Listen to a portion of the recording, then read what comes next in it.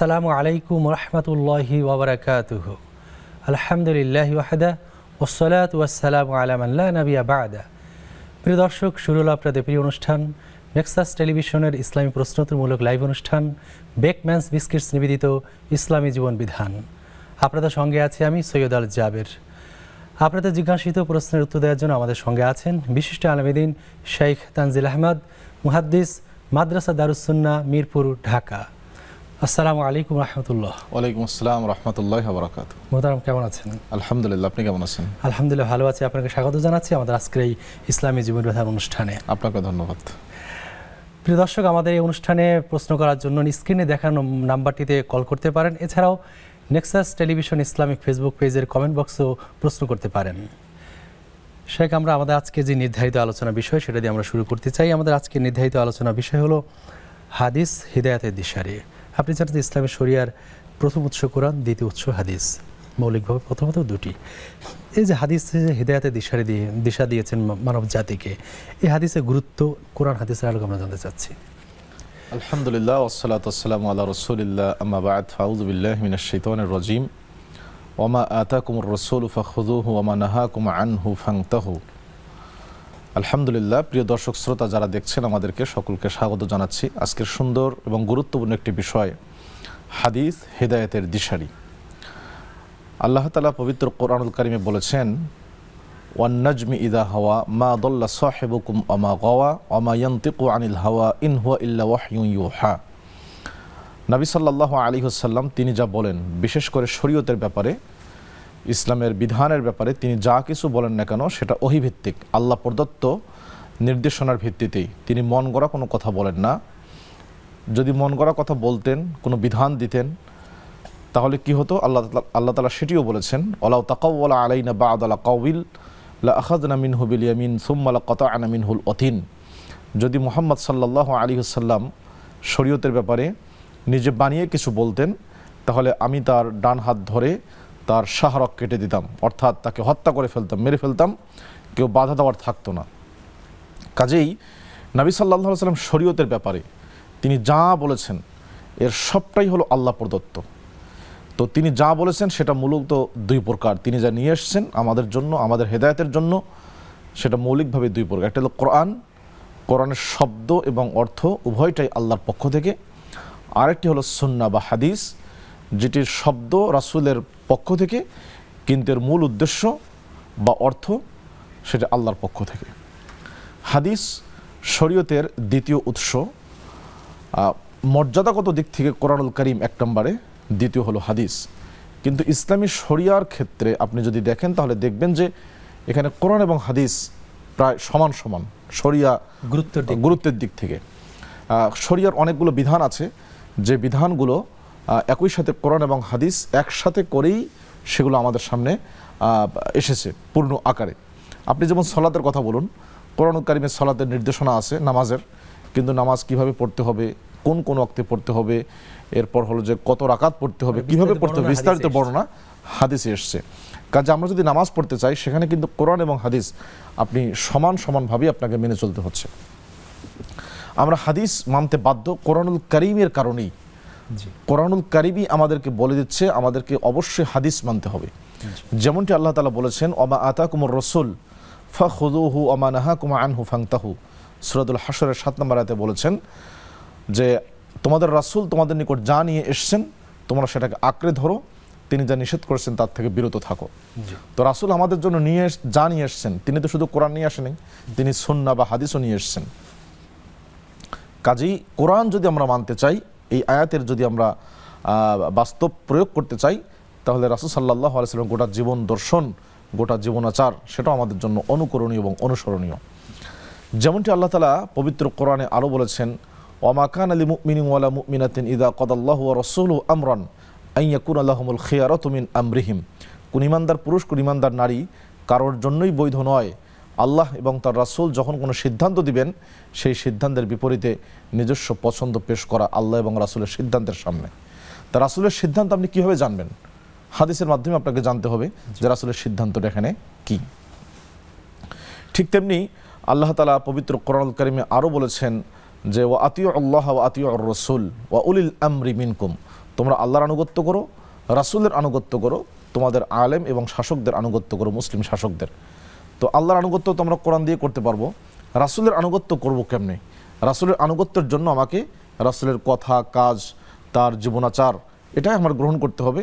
সেক্ষেত্রে অবশ্যই আমাকে হাদিস মানতে হবে, হাদিস মানতে আমি বাধ্য।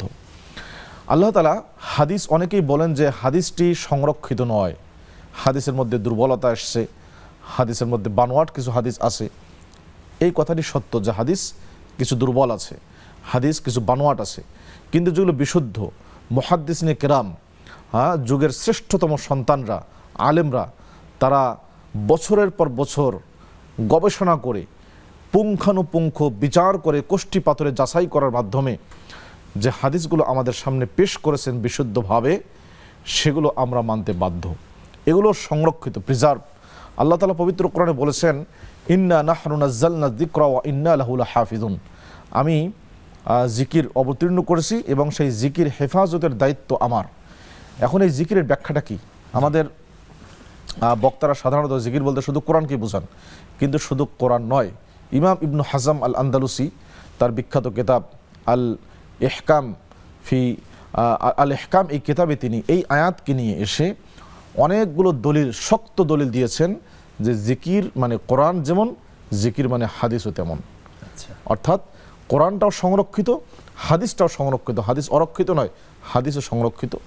কোরআনুল কারীমের সংরক্ষণের জন্য যেমন গোটা পৃথিবীতে আপনার লক্ষ লক্ষ হাফেজে কোরআন আছে, হাদিসের সংরক্ষণের জন্য এরকম লক্ষ না হলেও হাজার হাজার হাফেজ হাদিস আছেন, মুহাক্কিক আছেন, মুহাদ্দিস আছেন, যারা নির্ঘুম রাত কেটে বছরের পর বছর গবেষণা করে হাদিসকে সংরক্ষণ করেছেন, হাদিসের প্রতিটি শব্দকে সংরক্ষণ করেছেন।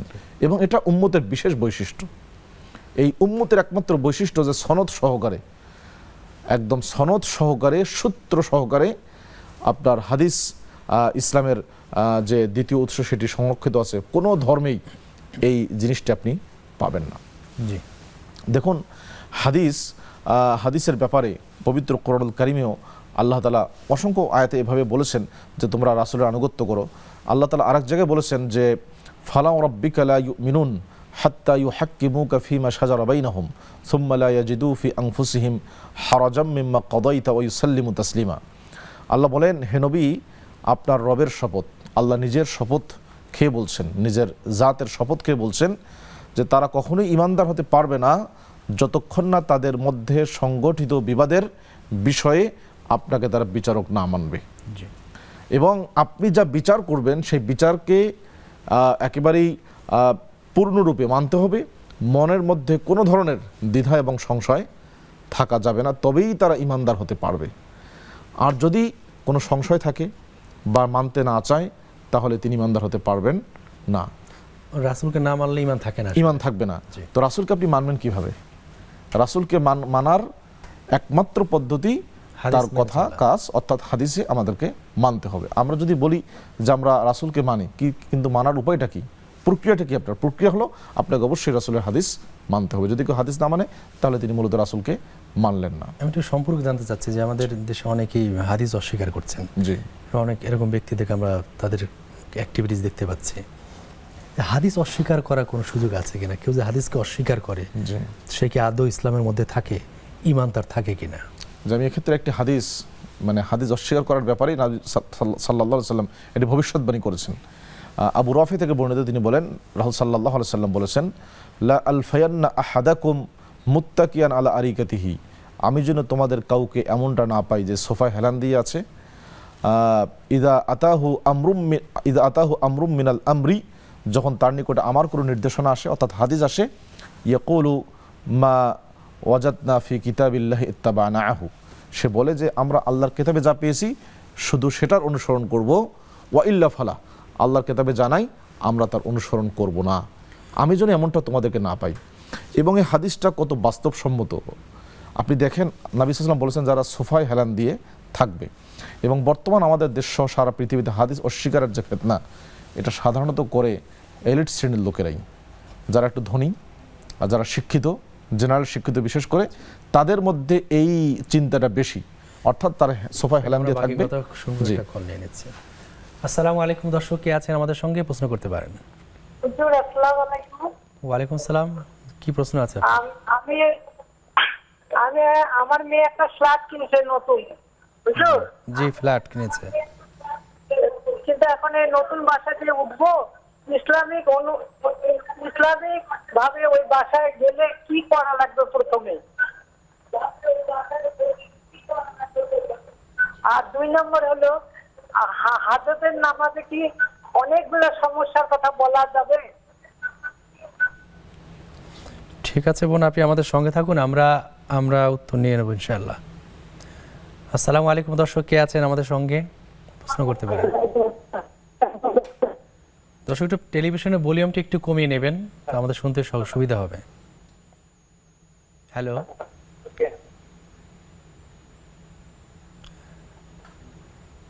হ্যালো দর্শক, কে আছেন? ওয়ালাইকুম আসসালাম। হুজুর, আমি প্রশ্ন করতে চাই, এই যে 33 আয়াত আছে কোরআনের। হ্যালো, জি, বুঝতে পারিনি, আবার বলুন প্লিজ। 33 আয়াত আছে কোরআনের, এইটা সকাল সন্ধ্যায় পড়লে কি সওয়াব হবে? সকাল সুন্দর। ঠিক আছে বোন, আপনি আমাদের সঙ্গে থাকুন, আমরা শাইখের কাছে উত্তর জেনে নেব ইনশাআল্লাহ। প্রিয় দর্শক, দেখছেন আপনাদের প্রিয় অনুষ্ঠান নেক্সাস টেলিভিশনের ইসলামী প্রশ্নোত্তরমূলক লাইভ অনুষ্ঠান ব্রেকফাস্ট বিস্কিটস নিবেদিত ইসলামী জীবন বিধান। নিচ্ছি ছোট্ট একটা বিরতির পর ইনশাআল্লাহ আমরা আবার ফিরে আসবো, ততক্ষণ আমাদের সঙ্গেই থাকুন।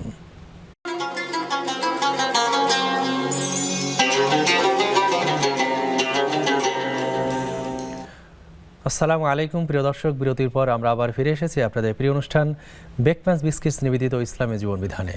শেখ বিরতির পর আমরা ফিরে এসেছি। আমাদের এক বোন দুটো প্রশ্ন করেছেন, তিনি জানতে চান তার মেয়ে ফ্ল্যাট কিনেছে, সেই ফ্ল্যাটে ওঠার জন্য কোনো ইসলামী নিয়ম আছে কিনা। জি, নতুন বাড়িতে ওঠার জন্য আমাদের দেশে বেশ কিছু কার্যকলাপ আমরা দেখি, এগুলোর অধিকাংশই কোরআন এবং সুন্নাহ বিরোধী।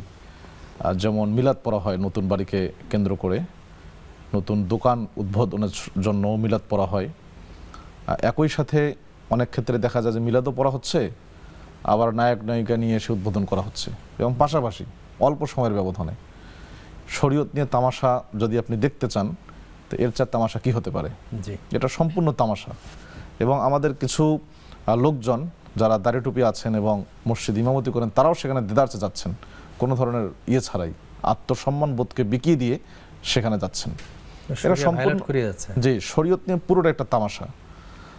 যদি কেউ এরকমটা নাও করে, তার শুধু মিলাদ পড়া, এরকম কোনো প্রমাণ আমরা পাই না যে মিলাদ পরে সাহাবা একরাম নতুন বাড়িতে উঠেছেন। মিলাদই তো ছিল না সে সময়।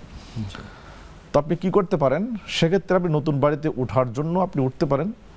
সেক্ষেত্রে আপনি খাওয়া দাওয়া, মানুষকে খাওয়াতে পারেন, গরিব দুঃখী লোককে অথবা আলেমদেরকে আপনি খাওয়াতে পারেন, ভালো নেককার লোকদেরকে, প্রতিবেশীদেরকে আপনি খাওয়াতে পারেন। কোনো ধরনের মিলাদ কিয়াম এই সমস্ত ছাড়াই আপনি এমনি খাওয়াতে পারেন। অনেকে আবার কোরআন খতম দেয় নতুন বাড়িতে, এগুলো ঠিক নেই, এগুলো কোনো প্রমাণ নেই। আপনি যেটা করতে পারেন সেটা হলো যে নতুন বাড়িতে ওঠার পরে আপনি বেশি করে সূরাতুল বাকারা তেলাওয়াত করবেন। সূরা বাকারা তেলাওয়াত করলে শয়তান সেই বাসা থেকে দূরে সরে যায়। এই জন্য আমাদের কোরআনুল কারীম যদি আমরা বেশি তেলাওয়াত করি, বিশেষ করে সূরা বাকারা, তাহলে সেই বাড়ি ইনশাআল্লাহ হেফাজতে থাকবে শয়তানের কুমন্ত্রণা থেকে, শয়তানের খপ্পর থেকে। এইটা আমাদের বেশি করে করা উচিত। এছাড়াও অনেকেই বাড়ির চারপাশে তাবিজ পুঁতে রাখে, বিভিন্নভাবে এক এক অঞ্চলে এক একটা নিয়ম আছে। এই সবগুলো হলো শিরিক, অধিকাংশ শিরিক, এবং কিছু হচ্ছে বেদাত। এই সবগুলো থেকে আপনি হেফাজত করে আপনি নতুন বাসায় উঠছেন, আপনি আনন্দে মানুষকে খাওয়াতে পারেন এবং নেককার পরহেজগার লোকদেরকে নিয়ে এসে খাওয়াতে পারেন। সেই সাথে আপনি বাসায় বেশি করে সূরাতুল বাকারা তেলাওয়াত করবেন, তবেই ইনশাআল্লাহ আপনার বাড়ি হেফাজতে থাকবে। সূরা বাকারা তো সবসময় পড়া উচিত, বা সবসময় পড়তে পারে বাসায়। হ্যাঁ, নতুন বাড়ি ওঠার সাথে বিশেষভাবে সম্পর্কিত না, নতুন বাড়ি হিসাবে না, এটা যে কোনো বাড়ির ক্ষেত্রে, যে কোনো ঘরের ক্ষেত্রে সূরা বাকারা তেলাওয়াত বিসমিল্লাহ বলে করা উঠে যেতে পারে বাসায়, জি, বিশেষ কোনো আনুষ্ঠানিকতা নিয়ে আসে। হ্যাঁ, সেগুলি আরেকটি প্রশ্ন করেছেন যে হাজত নামাজে অনেক সমস্যাগুলো একসাথে বলতে পারেন কিনা। আচ্ছা, সলাতুল হাজাত বা হাজতের নামাজ, শরীয়তে আসলে সলাতুল হাজাত নামে কোনো নামাজ নেই, এটা হলো প্রথম কথা। তবে একটা জিনিস আছে যে কানা রাসূলুল্লাহ সাল্লাল্লাহু আলাইহি ওয়াসাল্লাম ইদা হাজাবাহু আমরুন সাল্লা, নবী সাল্লাল্লাহু আলাইহি ওয়াসাল্লাম যখন কোনো বিষয়ে চিন্তিত হয়ে যেতেন, তখন তিনি সলাতে দাঁড়িয়ে যেতেন। বাকি এই সলাতকে আমরা হয়তো নাম দিয়েছি হাজতের নামাজ। হাজত মানে প্রয়োজন পূরণের জন্য। তো এটার জন্য স্পেশালি কোনো নামাজ নেই। আপনি এমনি ফরজ সলাতে, সুন্নত সলাতেও, অথবা আপনি সাধারণ সুন্নত সালাত পড়েও আপনি আপনার প্রয়োজন বলতে পারেন। একাধিক প্রয়োজন অবশ্যই বলা যাবে, কোনো সমস্যা নেই। হাজাত মানেই তো প্রয়োজন, আপনি একটা হোক একাধিক হোক, আপনার যত সমস্যা আছে একসাথে বলতে পারেন। হ্যাঁ বলতে পারবেন, কোনো সমস্যা নেই এতে। জি সেখানে আমরা আজকে আলোচনা করছিলাম যে হাদিস হিদায়াতে দিশারি, আমরা একটা জি। প্রশ্ন করেছিলাম যে হাদিস অস্বীকার করলে ঈমান থাকে কিনা, জি জি জি। হাদিস অস্বীকার করার কোনো সুযোগ আদৌ আছে কিনা। হ্যাঁ, তো আমরা যেটা বলছিলাম যে হাদিস অস্বীকার, যে একটা হাদিস আমরা পেশ করলাম, নবী সাল্লাল্লাহু আলাইহি ওয়াসাল্লাম ভবিষ্যৎবাণী করে দিয়েছেন যে কিছু লোক আসবে যারা বলবে যে আমরা কিতাব মানে হাদিস মানি না। তো হাদিস যদি অস্বীকার করে, সে তো ওহীকে অস্বীকার করলো, জি সে কোরআনকে অস্বীকার করলো। হাদিস অস্বীকার করা মানে কোরআনকে অস্বীকার করা, হাদিসকে অস্বীকার করা। তো যদি কোনো ব্যক্তি কোরআন অস্বীকার করে, তিনি তো মুসলিম থাকার কোনো প্রশ্নই আসে না, ঈমান ভঙ্গ হয়ে যায়। ঈমান ভঙ্গ হয়ে যাবে। কাজে হাদিস অস্বীকার করার অর্থই হলো যে কোরআনকে অস্বীকার করা, রাসূলকে অস্বীকার করা, শরীয়তকে অস্বীকার করা এবং শরীয়তকে অকার্যকর করে তোলা। কারণ কোনো হাদিস যদি আপনি না মানেন, শরীয়ত অকার্যকর হয়ে যাবে নিঃসন্দেহে। আপনার অসংখ্য উদাহরণ আছে, আমরা যা করি না কেন জি এই সবগুলোতে ম্যাক্সিমাম হাদিসের উপর নির্ভরশীল। কোরআনুল কারিমে ইঙ্গিত দেয়া আছে সংক্ষিপ্তভাবে, কিন্তু এটার বিস্তারিত বাস্তবায়ন প্রক্রিয়া সেটা কিন্তু রাসূলের হাদিসে এসেছে। আপনি জাকাত দিবেন, কোন সম্পদের জাকাত দিবেন, কতটুকু দিবেন, কাকে দিবেন, এই সবগুলো তো হাদিস দ্বারা পাই। যদি আপনি হাদিস না মানেন, তাহলে জাকাতের যে বিধান এটা সম্পূর্ণ অকার্যকর হয়ে যাবে।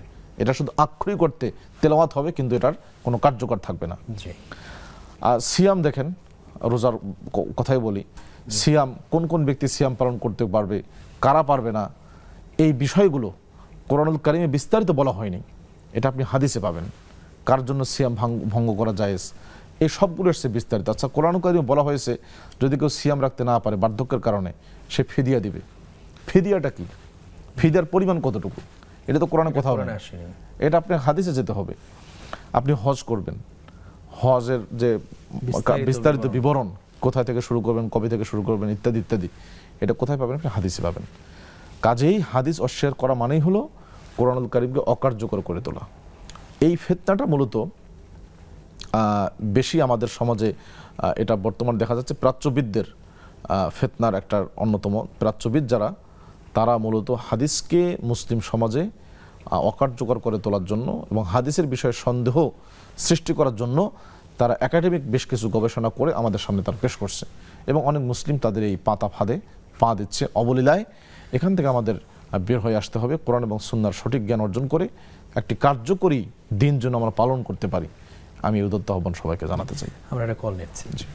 আসসালামু আলাইকুম, দর্শক কে আছেন, প্রশ্ন করতে পারেন। ওয়ালাইকুম আসসালাম। আসসালামু আলাইকুম। ওয়ালাইকুম আসসালাম। জীবন, কি প্রশ্ন আছে আপনার? আমার তিনটে প্রশ্ন ছিল। এক নম্বর প্রশ্ন হলো, যখন আমরা মাগরিবের নামাজ পড়ি তখন তো প্রথমে 3 রাকাত ফরজ নামাজ পড়ি। এই ফরজ নামাজে পড়তে যেয়ে আমরা অনেক দোয়া দরুদ পড়তে যেয়ে অনেক দেরি হয়ে যায়, তারপরে তো সুন্নত নামাজ পড়ি। কিন্তু এই যে দোয়া দরুদ গুলা কি একবারে নামাজ পড়ে সুন্নত নামাজে পড়লে কি হবে? জি 1 নাম্বার। আর 2 নাম্বার হলো যে আমরা যে ইশরাকের নামাজ পড়ি বেলা ওঠা 10 মিনিট পরে, এটা সময় কতক্ষণ থাকে, কয়টা পর্যন্ত থাকে? জি হ্যাঁ। 3 নাম্বার হলো, ইসলামী ব্যাংক থেকে লোন নিলে কি লোন নেওয়াটা কি জায়েজ হবে? জীবন, ঠিক আছে, আপনি আমাদের সঙ্গে থাকুন, আমরা উত্তর জেনে নেব ইনশাআল্লাহ। আসসালামু আলাইকুম, দর্শক কে আছেন আমাদের সঙ্গে, প্রশ্ন করতে পারেন। আসসালামু আলাইকুম। হ্যাঁ ভাইয়া, এই কথা। আসসালামু আলাইকুম। ওয়ালাইকুম আসসালাম, দর্শক কে আছেন, প্রশ্ন করতে পারেন। হ্যালো। জি শুনতে পাচ্ছি আমরা, কি প্রশ্ন আছে আপনার? ও, আমার 2টা প্রশ্ন আছে ভাইয়া। জি প্রশ্ন হলো, আমার স্বামী মারা গেছে 4 বছর হলো। জি তো আমার স্বামী কিছু ব্যাংকে টাকা রেখে গেছে, জি কিন্তু আমার সংসারে একটা ছোট ছেলে আর একটা মেয়ে, আমার কর্মের কেউ নাই, আমার দোকান পাশার ব্যবসা বাণিজ্য আবার কিচ্ছু নাই। ওই ব্যাংকের যে সঞ্চয়পত্র আছে এটা দিয়ে আমার সংসার চলাই। জি কিন্তু আমার তো নামাজ কালাম পড়ি, এখন এটা কি সুদের মধ্যে হবে? সুদ তো হবে, কিন্তু আমার এর থেকে আমি কিভাবে মুক্তি পাবো? আমি কি আল্লাহর কাছে মাফ পাবো? ঠিক আছে বোন, দ্বিতীয় প্রশ্ন হলো, জি বলেন। আর কি প্রশ্ন আছে? আর দ্বিতীয় প্রশ্ন হলো, যাকাত নিজের বোনকে কি দেওয়া যাবে? সে যদি তার স্বামী অন্ধ এবং সেই বোনের বিপদগ্রস্ত, খুব গরিব। জি, বুঝতে পেরেছি। যে নিজের বোনকে জাকাত দেওয়া। আপনি আমাদের সঙ্গে থাকুন, আমরা শায়েখের কাছ থেকে উত্তর জেনে নিচ্ছি ইনশাআল্লাহ। শায়েখ আমাদের একজন 3টি প্রশ্ন করেছেন যে মাগরিব নামাজের পর ফরজ পড়ে, তারপর জিকির আজকার তাসবিহ তাহলিল পড়ে, এটা পড়তে পড়তে দেরি হয়ে যায় সুন্নাহ পড়তে। এখন উনি ফরজ এবং সুন্নাহ একসাথে পড়ে তারপরে দোয়াগুলো পড়তে পারেন কিনা? জি, আমি এই প্রশ্নের উত্তর দেওয়ার আগে একটু সংশোধন জি। আমার এই বোন যিনি প্রশ্ন করেছেন তার উদ্দেশ্যেই। আমরা আমাদের সমাজে অনেকে এই কাজটা করেন যে আপনি সালাম দিলেন, উনি সালামের জবাব নিলেন, নিয়ে আবার আপনাকে সালাম দিলেন, জি, যেমনটা আমাদের এই বোন করেছেন। তো এটা আসলে পদ্ধতি নয়। শরীয়র পদ্ধতি হলো যদি কেউ আপনাকে সালাম দেয় আপনি সালামের জবাব নেবেন শেষ, অথবা আপনি আগে সালাম দিবেন, তিনি জবাব নেবেন। সালামের জবাব নিয়ে আবার তাৎক্ষণিক সালাম দেয়া, এটা আসলে ইসলামী পদ্ধতি নয়। এটা আমাদের সালাম একটু দেয়া এবং নেয়ার দুটোর অর্থ কিন্তু একই আসলে। একই, জি জি জি, সেটা এটা রিপিট হয়, মানে রিপিট হয়ে যাচ্ছে, বাহুল্য হয় আর কি, বাহুল্য হয়। এই জন্য আমরা এখান থেকে ইনশাআল্লাহ বিরত থাকবো। আচ্ছা, যে প্রশ্নটি এসেছে যে মাগরিবের সলাতের ফরজ সলাতের পরে দোয়া দরুদ পড়তে বেশ সময় লাগে, সুন্নত পরে তিনি সেইগুলো একসাথে পড়তে পারবেন কিনা? যে দোয়াগুলোর কথা বর্ণিত হয়েছে এগুলো মূলত ফরজ সলাতের পরেই পড়ার কথা এসছে। এবং ইমামগণ মুহাদ্দিসিনে কেরাম তাদের হাদিসের কেতাবে অধ্যায় বেঁধেছেন এভাবে, বাবু দোয়া বা বাবু যিকরি বাদা সলাতিল মাকতুবা, ফরজ সলাতের পরে জিকির, ফরজ সলাতের পরে দোয়া, এভাবেই এসছে। আচ্ছা, সুন্নতের পরে নয়। সুন্নতের পরে আমরা দেখতে পাই না যে নবী সাল্লাল্লাহু আলাইহি সাল্লাম কখনো দোয়া করেছেন এভাবে আমরা যে দোয়াগুলো করি। এই জন্য আপনি ফরজ সলাতের পরেই করবেন। মাগরিবের সলাতের পর কিন্তু বেশ লম্বা একটা সময় থাকে, মাগরিবের সলাত শেষ হতে 1 ঘন্টা সোয়া ঘন্টার মতো সময় থাকেই। কাজেই আপনি ফরজ সলাতের পরেই দোয়াগুলো পড়বেন, এরপর আপনি সুন্নত পড়বেন। জি।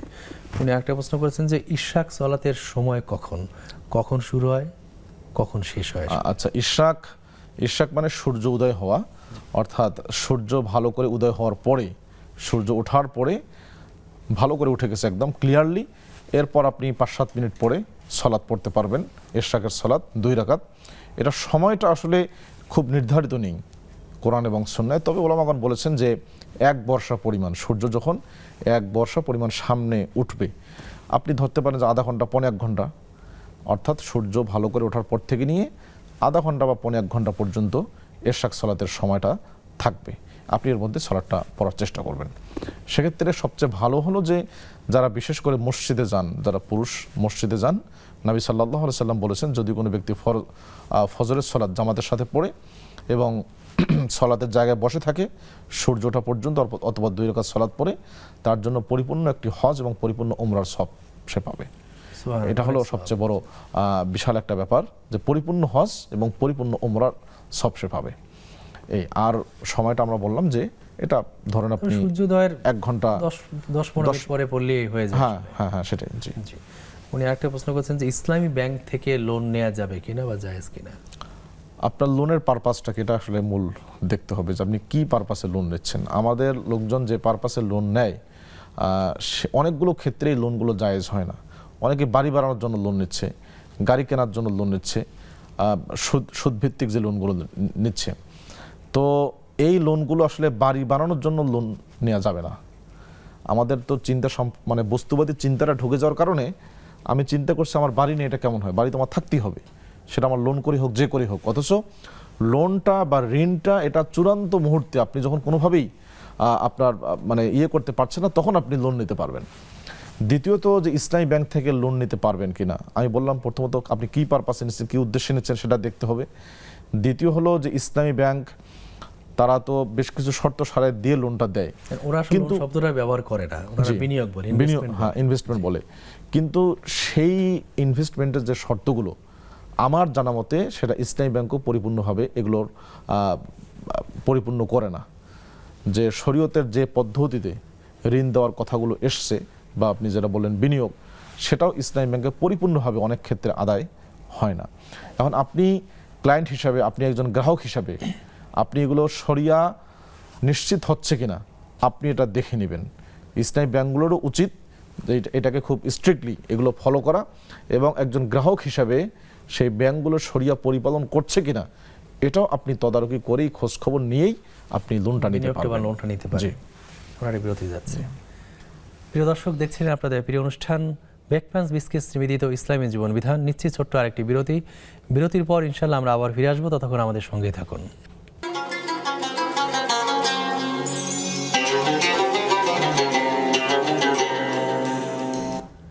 আসসালামু আলাইকুম প্রিয় দর্শক, বিরতির পর আমরা আবার ফিরে এসেছি আপনাদের প্রিয় অনুষ্ঠান বেকম্যানস বিস্কিটস নিবেদিত ইসলামী জীবন বিধানে।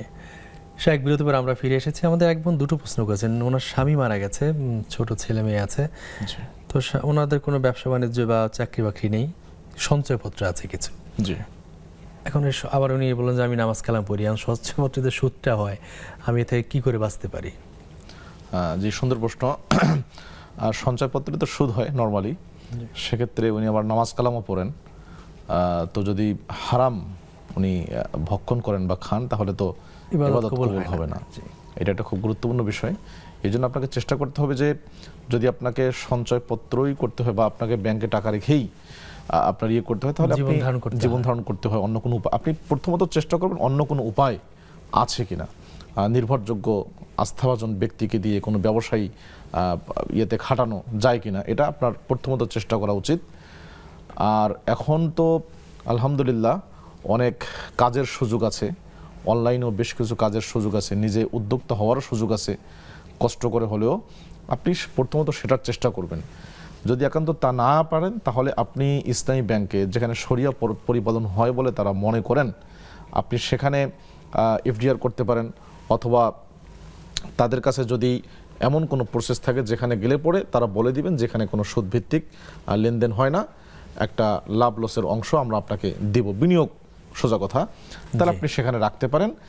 যদি এই বিনিয়োগের ক্ষেত্রে তারা কোনো ধরনের শরিয়া লঙ্ঘন করেন বলার পরেও আপনাকে, তাহলে সে দায়টা তারাই গ্রহণ করবে। তবে আপনাকে নিশ্চিত হতে হবে যে শরিয়ার পরিপালনের জন্য তারা নিশ্চয়তা আপনাকে দিচ্ছেন কিনা। আমরা আশা করব যে আপনি যদি কোনো সুদী ব্যাংকে থাকে তাহলে আপনি সেখান থেকে আপনি ট্রান্সফার করে ইসলামী ব্যাংকে নিয়ে আসতে পারেন। তবে সেটাও আপনাকে ভালো করে নিশ্চিত হতে হবে যে তারা শরিয়া ভিত্তিক এই বিনিয়োগটা খাটাবে কিনা। হ্যাঁ, উনি আরেকটা প্রশ্ন করেছেন যে তার জাকাত, নিজের বোনকে যে দরিদ্র, জাকাত উপযোগী, তাকে জাকাত দিতে পারেন কিনা? হ্যাঁ, অবশ্যই পারবেন। বোন বা ভাই যদি দরিদ্র হয়, জাকাত খাওয়ার উপযুক্ত হয়, অর্থাৎ যদি ফকির মিসকিনের পর্যায়ে পড়ে অথবা ঋণগ্রস্ত হয়, তাহলে অবশ্যই তাদেরকেও জাকাত দেওয়া যাবে, এতে কোনো সমস্যা নেই। বরং এখানে জাকাত দিলে আপনি ডাবল সব পাবেন। এক তো জাকাতের সব পাবেন, আর একটা হলো আপনার নিকটাত্মীয় হওয়ার কারণে সহযোগিতা করলে নিকটাত্মীয়কে, এই জন্য আপনি দ্বিগুণ সব পাবেন ইনশাআল্লাহ। আমাদের ফেসবুকে এক ভাই মোহাম্মদ শাফায়াত হোসেন একটা প্রশ্ন রেখেছেন। আমাদের দেশে অনেক অভিনেতা অভিনেত্রী কবরে শুয়ে মৃত্যুর দৃশ্য অভিনয় করে থাকে, এগুলো করা কতটুকু গুনাহের কাজ? আসলে এই ধরনের অভিনয়গুলো খুবই মুশকিল।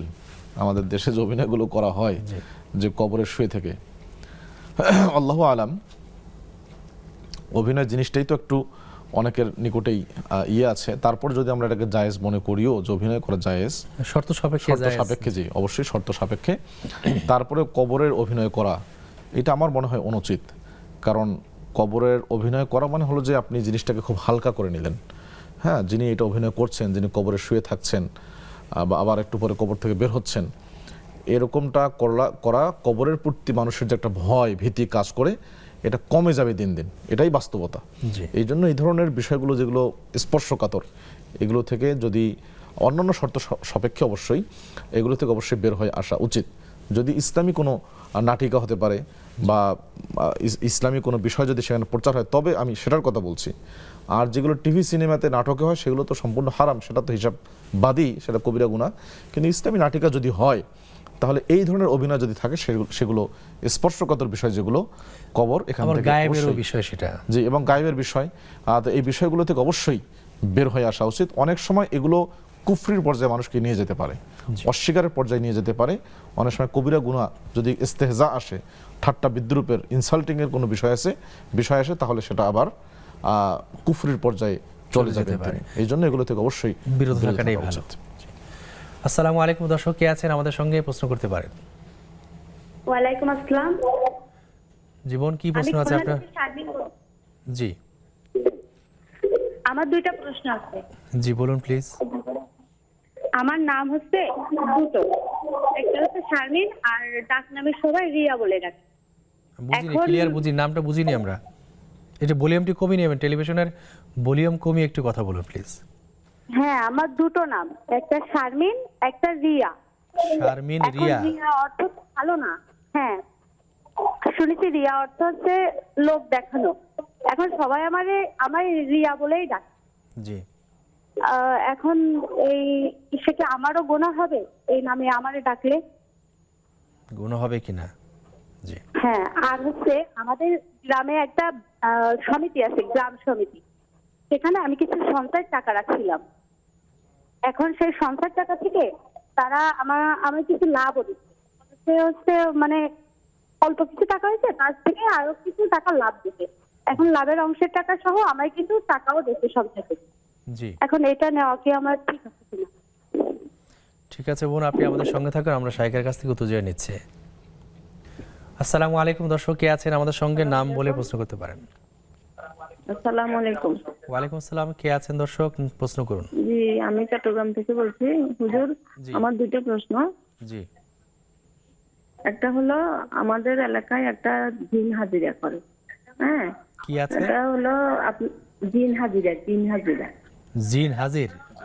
জি, জিন হাজিরা একজন করে। তো জি, জিন হাজিরা করে মানে উনি বসতে নাকি জিন আসে। জি, হ্যাঁ, এরকম। জি, তো ওখানে হলো আপনার নাম বললে আপনার কি সুবিধা অসুবিধা, এটার উপরে ভিত্তি করে আপনার আরবি লেখা এই কচি একটা না কলাপাতায় আরবি লেখা কি দেয়, এগুলা ধুয়ে পানি খেতে হয়। তো এগুলা নাকি মেয়েদের যে পিরিয়ড হয়, ব্যথা হইলেও নাকি আমি একজনের কাছে শুনছি, জি, ব্যথা হইলেও এটা খাইলে নাকি কমে। এখন এগুলো করা যাবে কিনা, এই একটা কথা। আর আপনারা একটু আগে আলোচনা করছিলেন যে ঘর বন্ধ করার, এটা গ্রাম বলেন শহর বলেন সব জায়গায় তো ঘরের ভিতরে এটা প্রথম হুজুরেরাই করে এগুলা। এই কতগুলা আরবি লিখা দিয়ে লেমিনেটিং করে এগুলা ঘরের কোনায় কোনায় ঝুলিয়ে দেয়। জি, এগুলা যায় কিনা একটু জানাবেন। জি বোন, আপনি আমাদের সঙ্গে থাকুন, আমরা শাইখের কাছ থেকে উত্তর জেনে নিচ্ছি ইনশাআল্লাহ।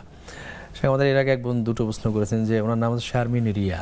জি, রিয়া অর্থ লোক দেখানো, এই নামে লোকেরা ডাকেন, এতে তার গুণ হয় কিনা? না, এতে তার কোনো গুনাহ হবে না। আসলে রিয়া লোক দেখানো লৌকিকতা ঠিক আছে, কিন্তু যদি তিনি পর্দা না করেন, লোক যদি তাকে দেখে তাহলে গুনাহ হবে। আর যদি শুধু নামের মধ্যেই সেটা সীমাবদ্ধ থাকে তাহলে এটা গুনাহ হবে না, জি, কোনো সমস্যা নেই। তবে এই ধরনের নাম আমরা রাখতে নিষেধ করি, নিরুৎসাহিত করি, কারণ এই নামগুলোর আসলে ভালো কোনো অর্থ নেই। আমাদের হয়তো না জেনে অনেকে এই নামগুলো রাখেন।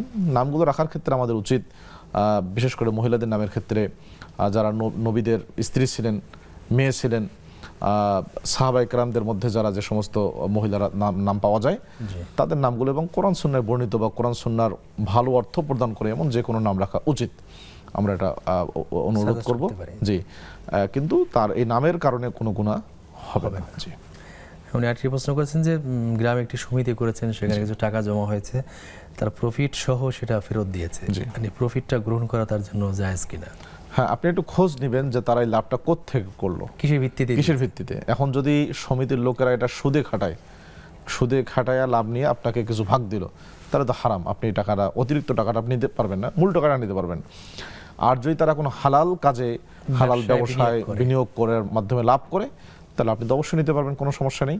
এই জন্য যেহেতু আপনি টাকাটা খাটিয়েছেন বা টাকাটা সমিতিতে জমা দিয়েছেন, অবশ্যই আপনি একটু, আপনার দায়বদ্ধতা আছে, আপনি একটু খোঁজ নেবেন যে টাকাটা তারা কোত্থেকে লাভ করলো। তাদেরকে জিজ্ঞেস করতে হবে তাদেরকে যে জিজ্ঞেস কিভাবে করে। টাকাটা, বাড়তি টাকাটা কিভাবে আসলো। জি, তাদেরকে জিজ্ঞেস করে আপনি এটা জেনে নেবেন। যদি হালাল পন্থা হয় আপনি অবশ্যই নিতে পারবেন, আর হারাম পন্থা হলে আপনি সেটা নিতে পারবেন না। অর্থাৎ সুদে সম্পৃক্ত হতে হলে সেটা নেওয়া যাবে না। জি, জি। এবং আরেকজন দুটো প্রশ্ন করেছেন যে একজন জানতে চেয়েছেন যে তাদের এলাকায় একজন জিন হাজির করেন, জিন হাজির করলে তার নাম বললে, সমস্যাগুলো শুনে একটা সমাধান দেন। জি, তো কলা পাতায় কিছু আরবি লিখে টেকে দেয়, সেই কলা পাতা ভিজিয়ে পানি খেলে অনেক সমস্যার সমাধান হয়। এবং আরেকটা একটি সমস্যার কথা বলেছেন যে পিরিয়ডের ব্যথা ভালো হয়। জি। এগুলো আসলে ঠিক কিনা? হ্যাঁ, দেখুন, নবী সাল্লাল্লাহু আলাইহি সাল্লাম যে চিকিৎসা পদ্ধতি রুকিয়া শরঈ ঝাড়ফুঁক দিয়েছেন, সেই শরঈ ঝাড়ফুঁক ব্যতীত অন্য কোনো যে কলা পাতায় বিভিন্ন জিনিস লিখে দেওয়া বা আরো বিভিন্ন পাতায় কাগজে লিখে দিয়ে এরপর পানি খাওয়ানো, এই সবগুলি হলো কোরআন এবং সুন্নাহ বিরোধী এবং অধিকাংশ ক্ষেত্রে কিন্তু শিরক আছে। জিন হাজিরের যে বিষয়টা বললেন, আমি আজকেই ক্লাসে পড়িয়েছি এটি, যে এই যে যারা গণক বা যারা জাদু করে, মূলত আল্লাহ তাআলা আসমানে যখন কোনো সিদ্ধান্ত নেন, সেই সিদ্ধান্তগুলো শয়তান চুরি করে শোনার চেষ্টা করে। হয়তো একটা দুইটা সিদ্ধান্ত শুনে এরপর সে জাদুকরদের নিকটে সেটা পেশ করে। জাদুকর একটা সত্যের সাথে বাকি 99টা মিথ্যা কথা বলে মানুষকে। তো দেখা গেল যে একটা কথা যেটা সত্য বলছে সেটা আপনার ক্ষেত্রে হয়তো হয়ে গেছে, আপনি সেটা অবলীলায় বিশ্বাস করলেন যে না ইনি তো বিশাল বড়। তো এই যে একটা বিশ্বাস আপনার জন্মে যাচ্ছে, এই সম্পূর্ণ শয়তানের ধোঁকাবাজি। এবং জিন হাজিরা করার যে বিষয়টা, এরকম কোনো বিষয় শরীয়তে নেই যে জিন হাজির করতে হবে। সাহাবায়ে কেরামদের মধ্যে এগুলো তো পাওয়াই যায় না, কারণ জিন একটি আলাদা জাতি, আমরা হলাম আলাদা জাতি। তারা যদি আমাদেরকে কোনো ডিস্টার্ব করে, আমাদের উপরে ভর করে বা আমাদেরকে ডিস্টার্ব করে, ক্ষতি করে, তখন নবী সাল্লাল্লাহু আলাইহি ওয়াসাল্লাম কোরআন এবং সুন্নাহ দিয়ে সেগুলো ঝাড়ফুঁক করার বিধান দিয়েছেন, সেগুলো দূর করার বিধান দিয়েছেন। দূর করার বিধান হাজির দিয়েছেন। করাটা আসলে না। শরীয়ত অনুমোদন করে না। না, মোটেও না। হাজির আপনি কেন করবেন? জি। আপনি সেগুলো দূর করবেন, জি। যতদূর সম্ভব তাদের থেকে আমাদের দূরে থাকাটাই উচিত। এরপর হলো যে বিষয়টা আসছে যে উনি কলা পাতায় লিখে দেন, সেটা ভিজে পানি সেটা খেলে ভিজে পানি খেলে ভালো হয়ে যায়। ভালো হতে পারে। আপনি অনেক শিরকি কাজ করলেও ভালো হতে পারে আপনার অসুস্থতা, এবং শয়তান চায় যে আপনাকে দ্বারা শিরক করাবে। শয়তান, আল্লাহ তাআলা শয়তানকে সেই পাওয়ারটা দিয়েছেন আপনার মধ্যে কোনো একটা অসুস্থতা সৃষ্টি করার। শয়তানকে আল্লাহ তাআলা সেই পাওয়ারটা দিয়েছেন, তো আপনাকে অসুস্থ করে দিল।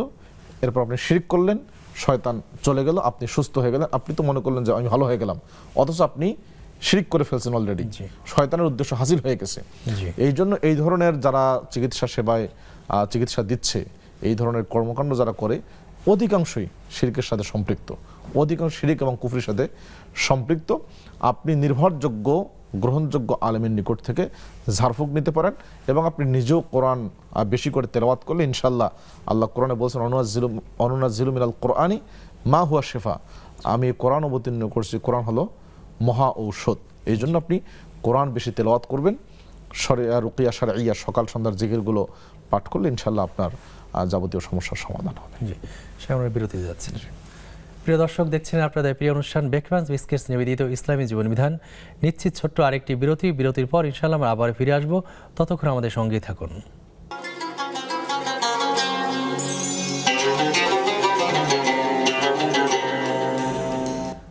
আসসালামু আলাইকুম প্রিয় দর্শক, বিরতির পর আমরা আবার ফিরে এসেছি আপনাদের প্রিয় অনুষ্ঠান বেকম্যানস বিস্কিটস নিবেদিত ইসলামী জীবন বিধানে।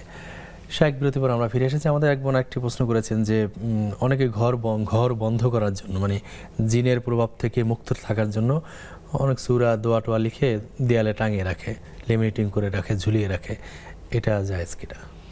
হ্যাঁ, জি, অনেকেই ঘর বন্ধ করার জন্য জিন শয়তানের উপদ্রব থেকে ঘরের চারপাশে তাবিজ পুঁতে রাখে বা বিভিন্ন জিনিস পুঁতে রাখে। গ্রামে সব জায়গায় কিন্তু এগুলো প্রচলিত আছে। এবং আপনি যেমনটি বললেন যে বিভিন্ন সূরা টুরা টানায় রাখে, এগুলোর হুকুম কি? প্রথমত বলে যে তাবিজ যে আমরা টানিয়ে রাখি, নবী সাল্লাল্লাহু আলাইহি ওয়াসাল্লাম বলেছেন মান তাআল্লাকা তামিমাতান ফাকাদ আশরাক, যে তাবিজ ঝুলালো সে শিরক করলো। এবং আরেকটি হাদিসে বলেছেন মান তাআল্লাকা শাইআন উকিলা ইলাই, যে ব্যক্তি কোনো কিছু ঝুলালো, লটকালো বা পুঁতে রাখলো, তাকে সেই জিনিসের প্রতি মুখাপেক্ষী করে দেওয়া হলো।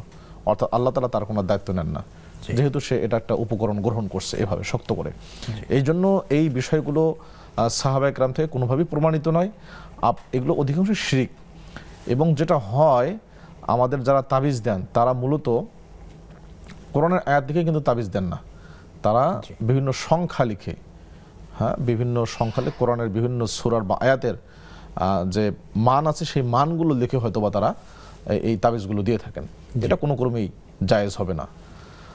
আর দেয়ালে কোরআনের বিভিন্ন আয়াত বা দোয়া লিখে রাখা, ঝুলিয়ে রাখা, এইটার ব্যাপারে বিশেষ করে বিভিন্ন দোকানে গিয়ে দেখা যায় যে সেখানে বেশ কিছু দোয়া টোয়া থাকে। এগুলোর ব্যাপারে আসলে হুকুম কি? সাহাবায়ে কেরাম থেকে তো প্রমাণিত নেই।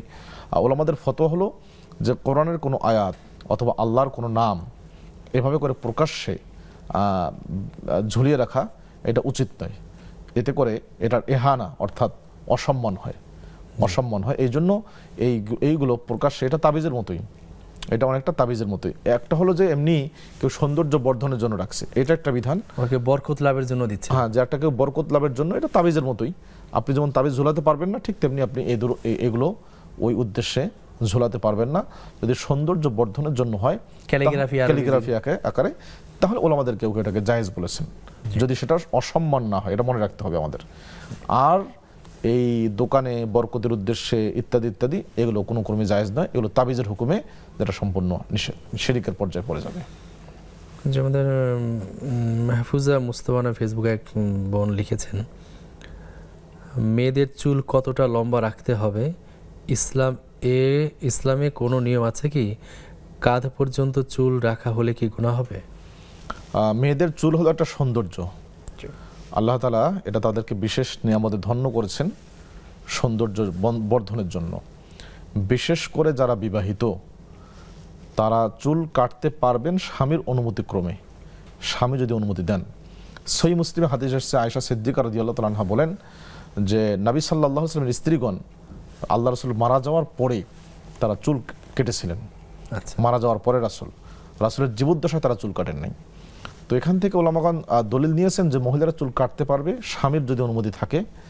দ্বিতীয় শর্ত হলো তাদের এই চুল কাটা যেন কোনোভাবে পুরুষের সাথে সাদৃশ্য না রাখে। সেক্ষেত্রে মিনিমাম কাঁধ পর্যন্ত তো রাখতেই হবে। কাজে আপনি কাঁধ পর্যন্ত চুল কাটতে পারবেন, তবে স্বামীর অনুমতি সাপেক্ষে, নিঃসন্দেহে। স্বামী যদি অনুমতি না দেয় আপনি তাহলে কাটতে পারবেন না। এবং পুরুষের মতো যাতে না হয়। হ্যাঁ, এবং পুরুষের মতো যাতে না হয়। জি জি। আমাদের সৈয়দা মিম নামে এক বোন লিখেছেন যে উজু করার পর মুখে অল্প পরিমাণ সুপারি থাকলে আবার কি উজু করা লাগবে নাকি কুলি করলে হবে?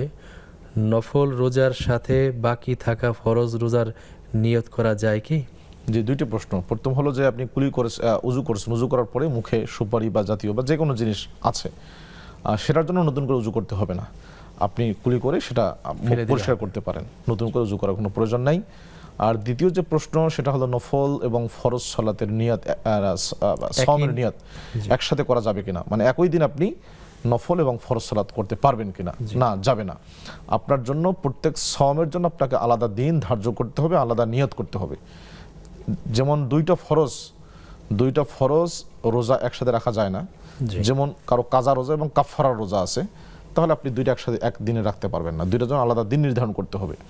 ঠিক তেমনি নফল এবং ফরজ রোজা আপনি একসাথে রাখতে পারবেন কিনা, না, দুইটার জন্য আপনাকে আলাদা দিন নির্ধারণ করে আলাদা নিয়াত করে আপনাকে রাখতে হবে, কারণ সম্পূর্ণ দুইটা পৃথক ইবাদত। এই জন্য আলাদা নিয়াত লাগবে, আলাদা দিন লাগবে, আপনি একসাথে রাখতে পারবেন না। জি। আসসালামু আলাইকুম, দর্শক কে আছেন আমাদের সঙ্গে প্রশ্ন করতে পারেন।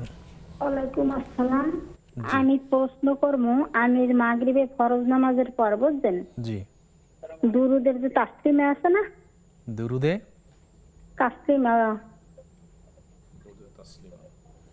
তাসলিমা, হ্যাঁ জি, সেইটা আমি মাগরিবের নামাজের পর 100 বার পড়ি, মানে এটা দুরুদ শরীফ তো 100 বার পড়েন? হ্যাঁ, এটা কি ঠিক আছে? দুরুদটা কি একটু বলবেন? দুরুদ আল্লাহুম্মা সাল্লি আলা সাইয়্যিদিনা নাবিয়িনা নাবি উম্মি, বুঝছেন? ঠিক আছে, আপনি আমাদের সঙ্গে থাকুন, আমরা উত্তর দেব ইনশাআল্লাহ। আসসালামু আলাইকুম, দর্শক কে আছেন আমাদের সঙ্গে প্রশ্ন করতে পারেন। আসসালামু আলাইকুম। হ্যালো, আসসালামু আলাইকুম। ওয়ালাইকুম আসসালাম। দর্শক কি প্রশ্ন করতে পারেন আমাদেরকে? জি, কি প্রশ্ন আছে? জি, শুনতে পাচ্ছি। জি, আমরা শুনতে পাচ্ছি, বলুন কি প্রশ্ন আছে আপনার? হ্যাঁ, আমার একটা প্রশ্ন ছিল যে ওই শিয়া মুসলমান আর সুন্নি মুসলমানদের মধ্যে কি বিয়ে হয়? শিয়া সুন্নি বিয়ে, হ্যাঁ, ঠিক আছে বোন, আপনি আমাদের সঙ্গে থাকুন, আমরা যদি হয়েও যাতে কোনো সমস্যা হবে কিনা।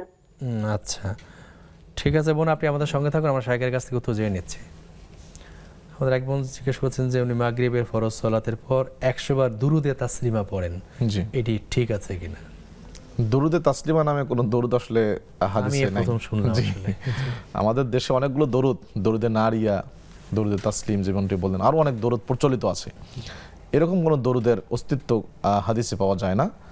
হাদিসে যেটি এসছে, আমরা যেটাকে বলি দরুদ ইব্রাহিম, যেটা সলাতের মধ্যে আমরা নামাজের মধ্যে পড়ি, সেটা রাসূল কর্তৃক একদম বিশুদ্ধ সত্যের বর্ণিত।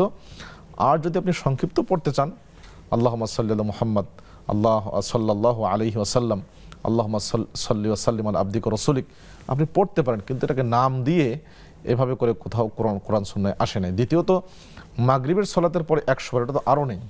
এটা একসময় কোনো দরুদ পড়ার একসময় বিধানই দরুদ নেই পড়ার বিধানে নাই আসলে। জি। এটা এখন আপনি জাল হাদিসও পাবেন না, এটা আমাদের লোকজন এটা বানিয়েছে আর কি, এটা আর কিছু না। মাগরিবের সালাতের পরে অনেকগুলো দোয়া আজকার আছে বিশুদ্ধ সূত্রে বর্ণিত, আমরা অনুরোধ করবো আপনি সেগুলো নিয়মিত পাঠ করবেন ইনশাআল্লাহ। শুক্রবারে দুরুদ পড়ার প্রতি একটু উৎসাহিত করা হয়েছে হাদিসে। হ্যাঁ, শুক্রবার তো বিশাল, নবী সাল্লাল্লাহু আলাইহি সাল্লাম নিজে উৎসাহিত করেছেন যে শুক্রবার এই হয়েছে, সুতরাং তোমরা বেশি করে আমার প্রতি দরুদ পাঠ করো।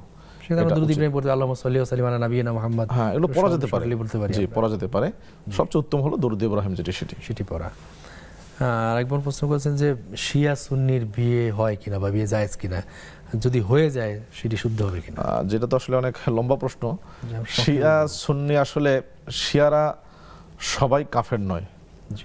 শিয়াদের মধ্যে অনেক রাফেদা আছে, তাফদিলি শিয়া আছে, ইসনা শারিয়া আছে। এখন কোন শিয়া, যদি এমনটা হয় যে যারা কাফের নয় কিন্তু বিদআত করে, জি তাহলে উত্তম হলো তাদের সাথে বিয়ে না দেওয়া। জি বিয়ে দিবেন আপনি আহলুস সুন্নাহ ওয়াল জামাআতের, যারা কোরআন এবং সুন্নাহ বিশুদ্ধভাবে পরিপালন করে, তাদের সাথে আপনি বিয়ে বন্ধনে আবদ্ধ হবেন।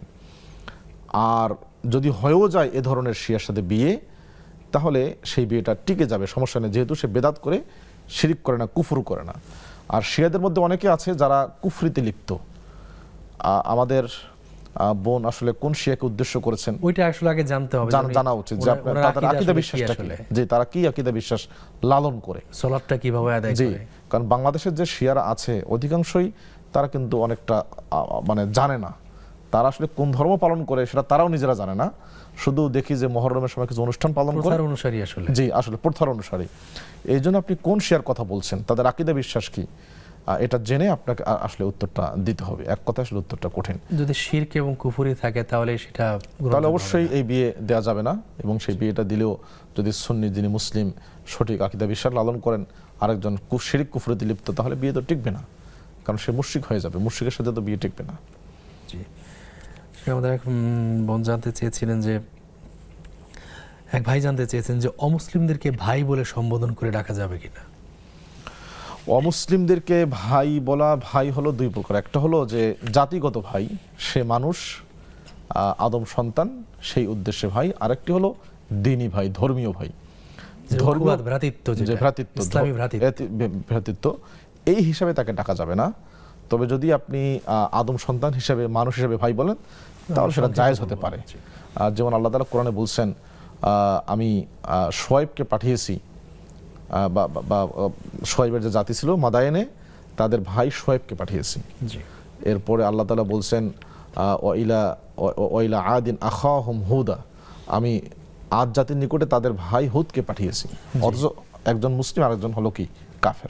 ভাই বলার সম্বোধনটুকু জায়েজ, সম্বোধনটুকু জায়েজ, তবে সেটা যেন ভ্রাতৃত্বের মত নয়। জি, সেটাকে আমরা অনুষ্ঠানের শেষ পর্যায়ে চলে এসেছি। আপনাকে অনেক অনেক কৃতজ্ঞতা জানাই আমাদেরকে সময় দেওয়ার জন্য। জাযাকাল্লাহু খাইরান। জি, আপনাকে অসংখ্য ধন্যবাদ। প্রিয় দর্শক, দেখছিলেন আপনাদের প্রিয় অনুষ্ঠান নেক্সাস টেলিভিশনের ইসলামী প্রশ্নোত্তরমূলক লাইভ অনুষ্ঠান বেকম্যানস বিস্কিটস নিবেদিত ইসলামী জীবন বিধান। আমরা আজকের পর্ব এখানে শেষ করছি। আগামী পর্ব দেখবার আমন্ত্রণ জানিয়ে আসসালামু আলাইকুম ওয়া রাহমাতুল্লাহি ওয়া বারাকাতুহু।